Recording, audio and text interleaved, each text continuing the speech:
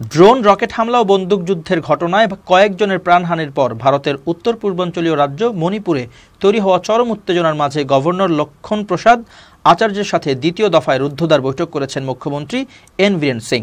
রোববার রাজ্যের ক্ষমতাসীন সরকারের বিধায়ক ও মন্ত্রীদের সাথে নিয়ে গভর্নরের সঙ্গে জরুরি বৈঠক করেছেন মণিপুরের মুখ্যমন্ত্রী। এই বৈঠকের পর মুখ্যমন্ত্রী এন বীরেন সিং এর পদত্যাগের গুঞ্জন ছড়িয়ে পড়েছে। দেশটির ইংরেজি সংবাদ মাধ্যম ইন্ডিয়া টুডের এক প্রতিবেদনে বলা হয়েছে, মণিপুরের মুখ্যমন্ত্রী এন বীরেন সিং একাধিক মন্ত্রী ও বিধায়কদের সাথে নিয়ে গভর্নর লক্ষণ প্রসাদ আচার্যের সাথে গুরুত্বপূর্ণ এক বৈঠক করেছেন। রোববার স্থানীয় সময় সকাল 11টার দিকে শুরু হওয়া ওই বৈঠক চলে প্রায় ৪৫ মিনিট পর্যন্ত। বৈঠকে রাজ্যের উদ্ভূত নিরাপত্তা চ্যালেঞ্জ মোকাবেলায় শক্তিশালী নেতৃত্ব চান মুখ্যমন্ত্রী। বৈঠকে আলোচনার সময় মুখ্যমন্ত্রী বীরেন সিং নিরাপত্তা বাহিনীকে আরও ভালোভাবে পরিচালনা ও চলমান সমস্যা মোকাবেলার প্রচেষ্টাকে জোরদার করার জন্য ইউনিফাইড কমান্ড অথরিটি দেওয়ার জন্য রাজ্যপালের কাছে আবেদন জানিয়ে স্মারকলিপি জমা দিয়েছেন। বৈঠকের পর বীরেন সিং ও তার প্রতিনিধি দলের সদস্যরা বিস্তারিত আলোচনার জন্য মুখ্যমন্ত্রীর কার্যালয়ে চলে যান।